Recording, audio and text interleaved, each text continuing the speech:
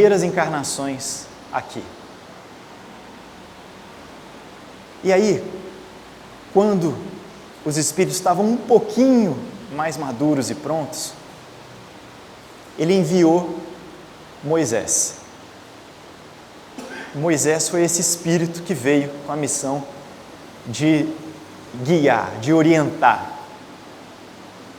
Na época o povo hebreu, mas não se limita só ao povo hebreu. Era para a humanidade inteira o que ele trouxe. E ele liberta, então, o povo hebreu lá do Egito. Estava todo mundo escravo lá no Egito. Ele liberta e conduz o povo hebreu. A travessia, se a gente fizesse a pé o caminho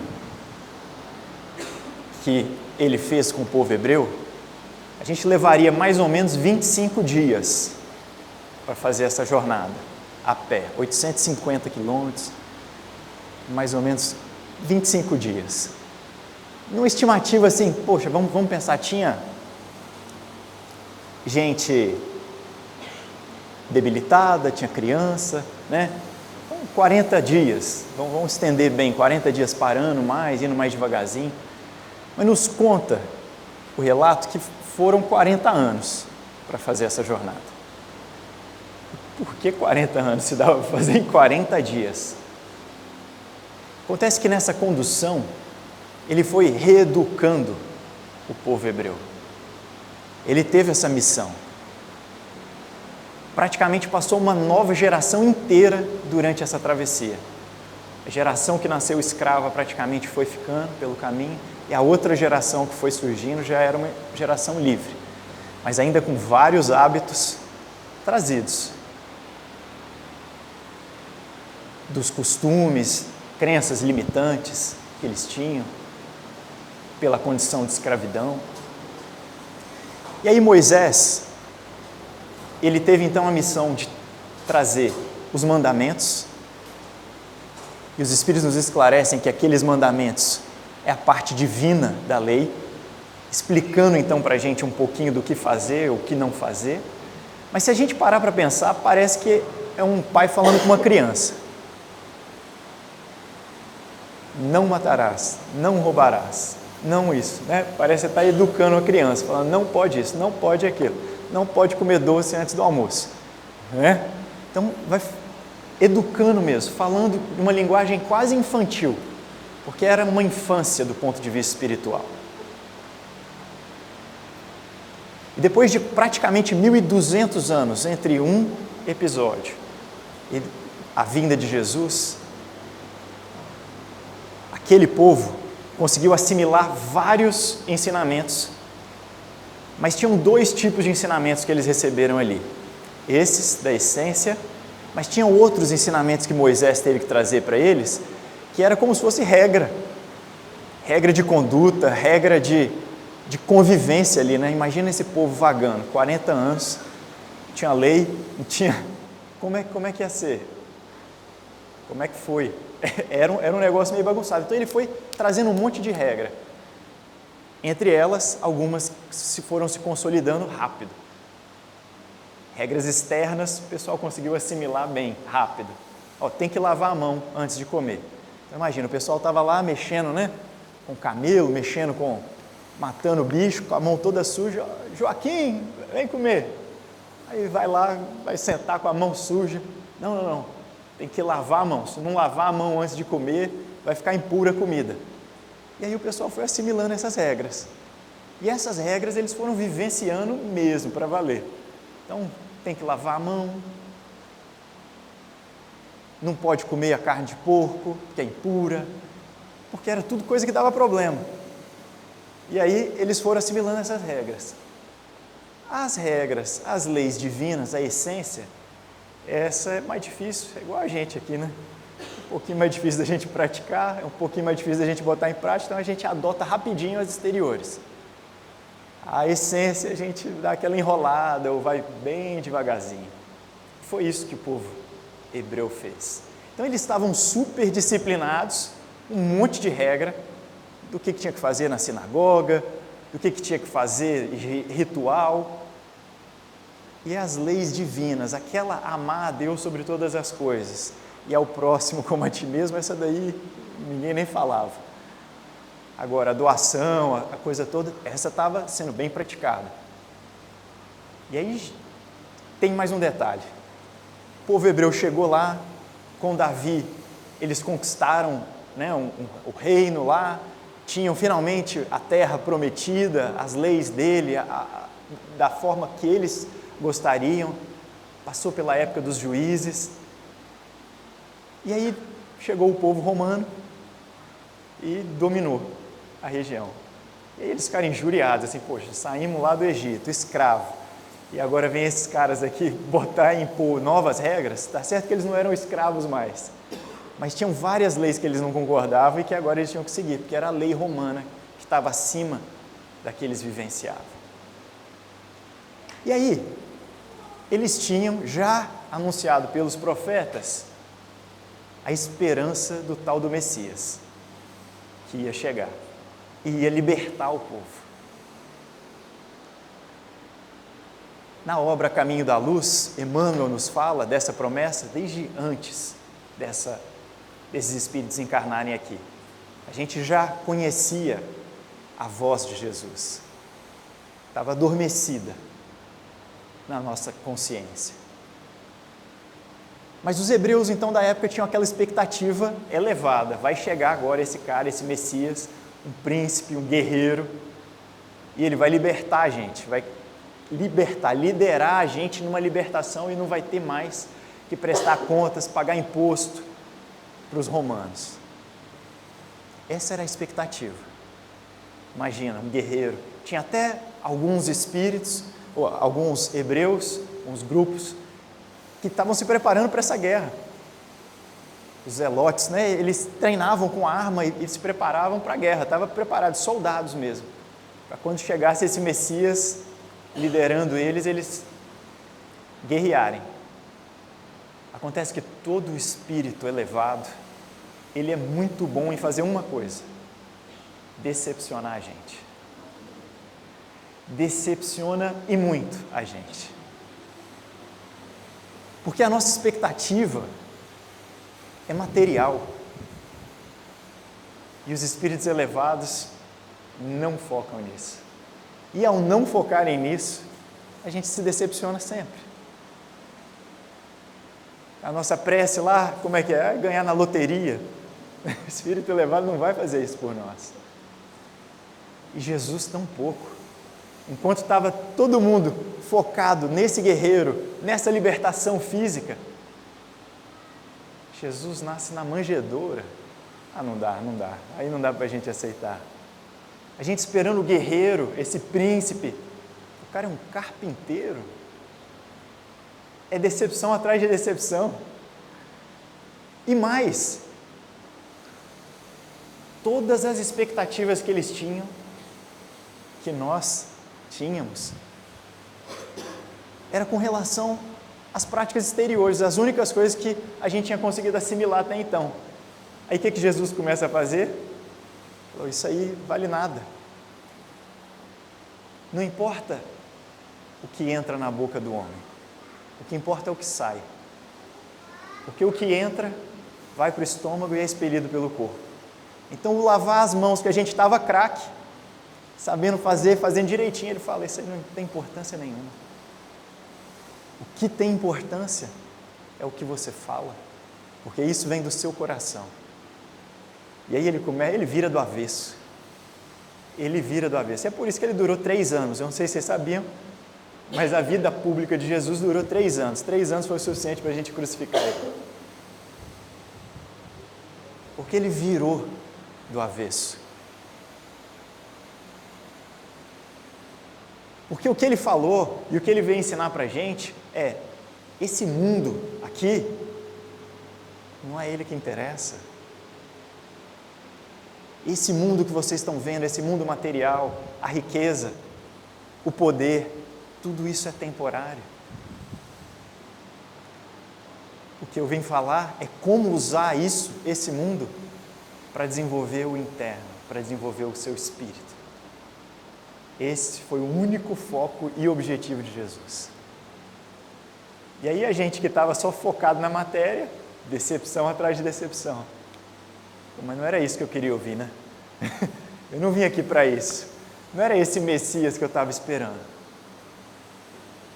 Mas esse Espírito, ele via tão à frente, e ele via tão o nosso íntimo, que ele sabia que essas sementes, mesmo que a gente não tivesse condição de assimilar completamente naquele momento, elas iam ficar.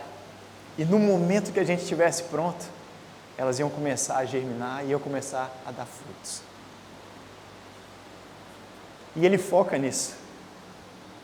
E em cada oportunidade, em cada acontecimento, não tem acaso nos acontecimentos e nas atitudes de Jesus. Cada um deles é utilizado para ensinar o amor. Porque esse é o objetivo. Por que o amor? Por que algo tão aleatório? Por que o amor? Porque o amor nos põe em sintonia com a lei divina. Porque o amor nos coloca em harmonia e felicidade independente do que acontece fora. E é por isso que o foco dele inteiro é em nos ensinar o amor. Em pegar cada acontecimento e usar para ensinar o amor.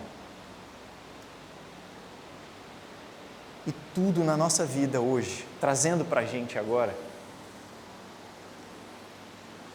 tudo que acontece com a gente é instrumento para o desenvolvimento desse amor dentro da gente.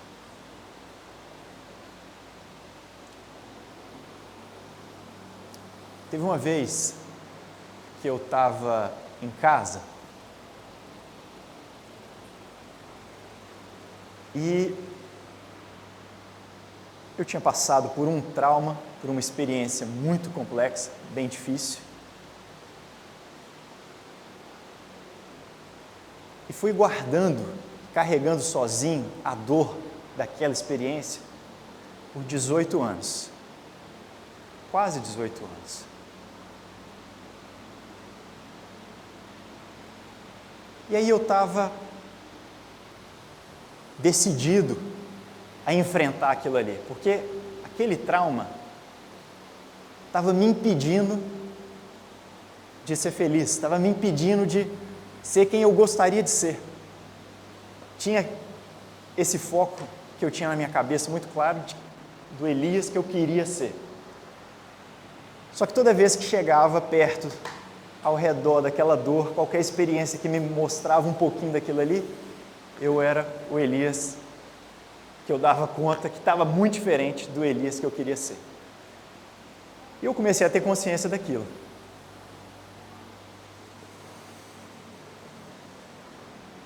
Mas entre ter consciência e conseguir enfrentar, vai uma certa distância. Mas naquela noite específica, eu estava decidido a enfrentar. Eu não sabia como, porque eu achava que eu não tinha energia e força suficiente dentro de mim para fazer isso. E aí é tão interessante esse negócio da gente, quando a gente se liga com Jesus, quando a gente se liga com Deus, a gente consegue usar tudo ao nosso favor, para o nosso crescimento. Eu estava assistindo o Rei Leão. Quem aqui já assistiu o Rei Leão? Aquele desenho animado? Levanta a mão, por favor. Só para eu... Vai, levanta. Pronto, quase todo mundo. Quem não assistiu, vou convidar agora a ver já de uma forma completamente diferente. Vou dar uns spoilers aqui e vou convidar a ver de uma forma completamente diferente. Eu estava assistindo aquele desenho e eu comecei a ver nos personagens coisas completamente diferentes de um desenho animado infantil. De repente, aquele leãozinho, que é o Simba, né, o personagem principal, eu comecei a enxergar como a minha criança. A criança que a gente tem dentro de nós. Aquela versão infantil, brincalhona, inocente, exploradora. E aí, no personagem que é o pai do leãozinho, o Mufasa, eu enxerguei a minha essência. o nosso higher self, ou aquela parte de nós mais conectada, aquela que tem coragem de fazer a escolha certa na hora certa, aquela que tem coragem de enfrentar o medo, a dor, aquela que tem coragem de pedir desculpa quando se reconhece errado. Essa parte que todo mundo tem. Aquele leão que é o tio mau, o da juba preta, o Scar, eu vi nele o meu ego. Aquela parte mais egoísta, aquela parte mais mesquinha, aquela parte mais focada só no próprio interesse. Nas hienas, eu vi as minhas crenças limitantes. Aquelas vozinhas que eu não dou conta, eu não consigo, eu não sou capaz, eu sou feio, sabe? Que a gente tem e às vezes a gente dá muito ouvido para elas. Nas leoas, eu vi os dons, eu reconheci os meus dons. Aquela parte de você, a nossa vocação, aquilo que a gente é bom, até sem fazer força. Todo mundo tem algum, tem certeza absoluta. E aí, no filme, tem uma hora que o ego trama toda uma situação para assassinar a essência que estava comandando a vida. Detalhe, aquele ambiente lá, né, da Pedra do Reino, que é o ambiente lá onde os leões vivem, aquilo é a nossa vida. Aquilo ali é o reflexo da nossa vida. E aí o ego arquiteta toda uma situação para matar a essência e tomar o lugar, e passar a ser ele a comandar. E ele faz isso. Não satisfeito, ele bota a culpa na criança. E a gente faz isso também. A gente passa por um trauma, passa por uma situação, e aí a gente acredita que a gente é o culpado daquilo ali. Que a gente não dá conta de processar. A gente está numa mente infantil, e a gente é muito dolorido para voltar lá. E aí a gente fica cristalizado aquilo ali. E aí o que o Scar fala para a criança? Oh, você matou o seu pai? Nossa, foge. Foge para longe. E aí ele foge. Quando ele foge, o que acontece? O ego toma conta. Aí o ego vira tomador de decisão da vida. Aí eu não sei se vocês se lembram, mas a vida lá começa a cair de uma qualidade impressionante. De repente, as hienas estão comandando, as leoas servem as hienas, ou seja, os nossos dons a serviço das nossas crenças limitantes, o nosso ego mandando, pintando e bordando, e a nossa vida uma verdadeira porcaria. E aí o que acontece? O leãozinho foge e chega lá no Hakuna Matata. E o que é o Hakuna Matata? Os seus problemas viram as costas, não olha para eles, não é isso? É quando a gente adota os falsos ídolos, o que Jesus chamou de falsos ídolos. Aquilo que a gente bota no lugar de Deus, a nossa fé, de enfrentar a coisa que deve ser enfrentada, e a gente tapa aquele buraco. E pode ser tanta coisa diferente, um falso ídolo. Pode ser droga, pode ser álcool, pode ser trabalho, pode ser remédio, pode ser muita coisa diferente. O fato é que quando a gente começa a viver dentro desse Hakuna Matata, acontece a maior bizarrice das nossas vidas. E é representada pelo desenho. O leão começa a se alimentar de inseto. Vocês já imaginaram isso? O leão lá, ele começa a comer inseto, e o Simba, ele cresce comendo inseto. O leão é o rei da selva, ele está no topo da cadeia. Ele comia inseto, lá com Timão e com Pumba. E é como a gente fica na nossa vida. Quando a gente vai para esse lugar, quando a gente deixa o nosso ego tomando as nossas decisões, a gente começa a aceitar qualquer coisa, qualquer amor, qualquer tratamento, porque a gente não vê valor na gente, e aí qualquer coisa serve. Mas não foi para isso que a gente foi criado, não é essa a nossa essência. E aí acontece um dos momentos mais feras do filme. O macaquinho, que é a nossa essência, ou a nossa consciência, encontra com Simba. Aí ele encontra e tem uma conversa. Fala, nossa, eu estava te procurando. Falou assim, eu conheço seu pai. Ele falou, não, meu pai morreu, sinto muito. Aí o macaquinho fala, não, seu pai está vivo. Ele fala, não, ele morreu. Está vivo, eu conheço ele está vivo. Ele fala assim, não é possível. E aí o macaquinho, vem cá que eu vou te mostrar. E a consciência, a autoconsciência, é esse líder que pode nos levar de volta para o contato com a nossa essência. E aí o macaquinho vai guiando o Simba, e já é uma mata fechada lá para eles chegarem no lugar, porque ele não vai lá há tanto tempo. E é como é com a gente, quando a gente começa esse trabalhinho de autoconhecimento de novo. É difícil, a gente está desacostumado, o caminho está fechado. A gente tem que ir se desdobrando ali para passar. Mas ele vai seguindo aos trancos e barrancos e chega num poço de água. E aí o macaquinho fala, olha ele ali. Aí o Simba olha, o que todo espírito superior faz com a gente? Decepciona, né? E aí o Simba olha e fica decepcionado. Isso aí é só o meu reflexo, sou só eu nessa água. E aí o macaquinho fala, não, olha com atenção. E aí o Simba olha, quando ele começa a prestar atenção, aí ele vê o pai dele. Ele vê a essência nele mesmo. Ou seja, ele começa a reconhecer a essência de novo nele. Eu sou esse higher self também. Isso sou eu também. E aí ele tem aquele diálogo transcendental, onde o pai dele vira para ele e fala, você esqueceu de mim. Você esqueceu quem você é e esqueceu de mim. Parece a conversa, o diálogo que Jesus teve com várias pessoas que ele encontrou, não é? Não, você é muito mais do que você pensa que é. Vós sois deuses, disse Jesus certa vez. E aí depois desse bate-papo, o Simba fica atordoado. Ele fala, eu acho que eu sei o que eu tenho que fazer, mas é difícil, né? E aí o macaquinho dá aquela bordoada na cabeça dele e ensina para ele a lição do aprender com os erros. E aí o Simba decide voltar. E essa é a hora que a gente dá a mão com a nossa essência e fala assim, eu vou vivenciar isso.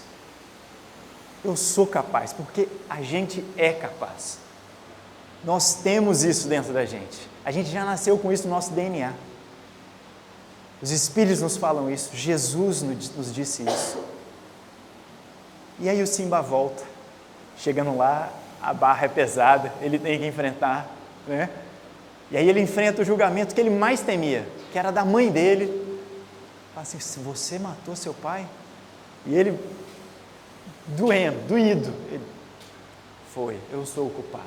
Mas no momento que ele assume, ele decide entrar em contato com essa dor de novo, agora não mais com a mentalidade infantil, mas com uma consciência expandida, ele reinterpreta a dor. E aí o que o ego fala? Eu matei Mufasa, né? Não é? O Scar vai lá e confessa, eu é que matei ele. A gente deixou esse ego tomar conta.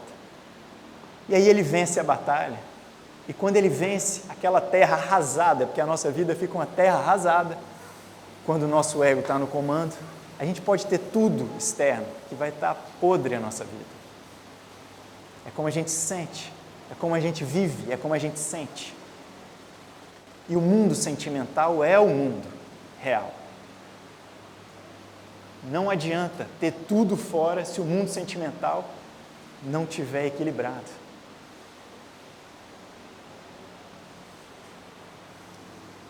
E aí, ele assume de novo o lugar.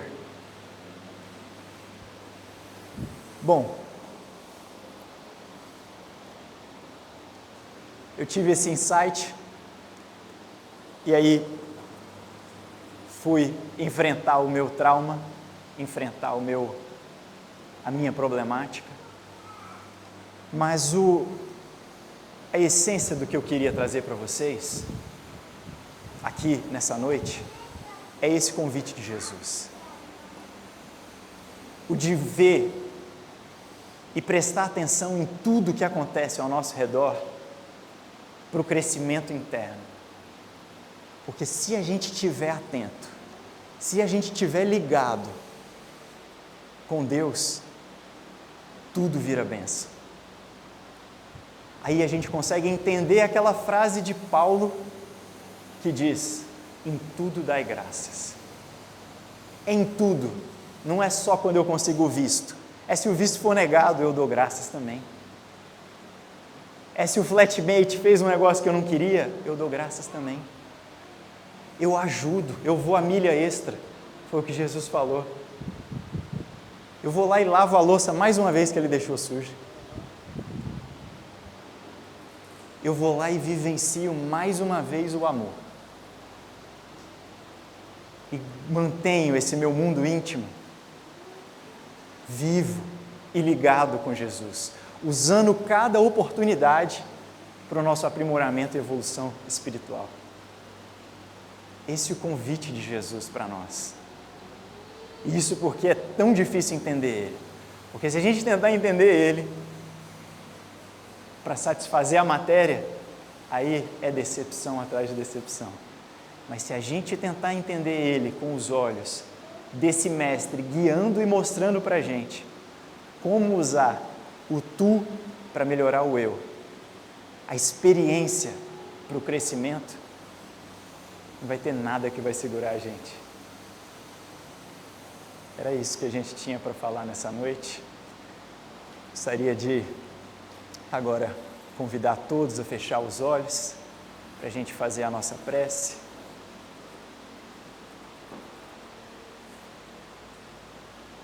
Amado Mestre Jesus,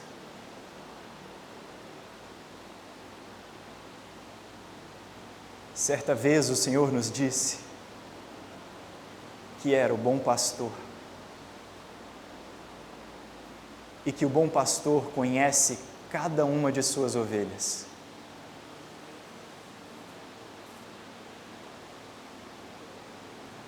Por essa razão, nós temos a convicção de que nos conhece intimamente. E por isso te peço, Mestre querido, abraça e ampara a cada um dos seus irmãos aqui nessa noite. Imagine nesse momento Jesus te abraçando, como Ele abraçou certa vez Maria de Madalena,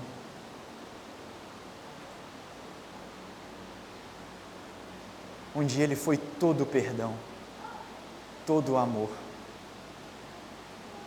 todo compaixão,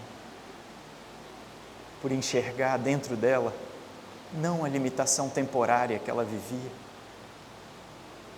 mas a sua verdadeira essência.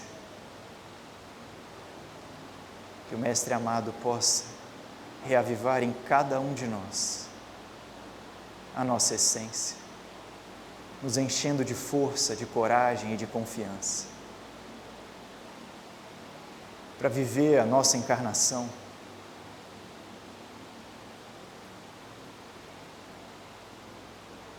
experimentando e espalhando o amor. Se algo de bom aqui foi feito, essa é a parte divina, e a Ele rendemos todas as graças ao nosso Pai maior. Se algo foi feito de forma equivocada ou limitada, ou se nossa palavra ofendeu alguém, essa foi a nossa parte humana e por ela pedimos perdão. Na certeza do Teu amparo e da Tua condução, Mestre amado, dizemos graças a Deus e que Deus seja louvado. Que assim seja. Agora eu gostaria de convidar aqui todos os trabalhadores da nossa casa para vir aqui à frente. Por favor, venham aqui à frente. Por favor, vem. Você também. Você também, Mi, não esconde não. Aqui faz a melhor oração.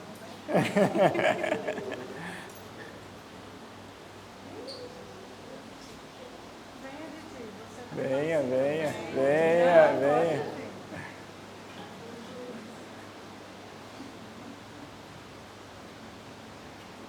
Pessoal, antes da gente sair de férias, da gente fazer a nossa confraternização de Natal, a gente queria estender um agradecimento a todos os nossos colaboradores que fazem o trabalho acontecer aqui toda terça-feira do nosso ano. Se vocês não se importarem, eu gostaria de pedir uma salva de palmas para eles.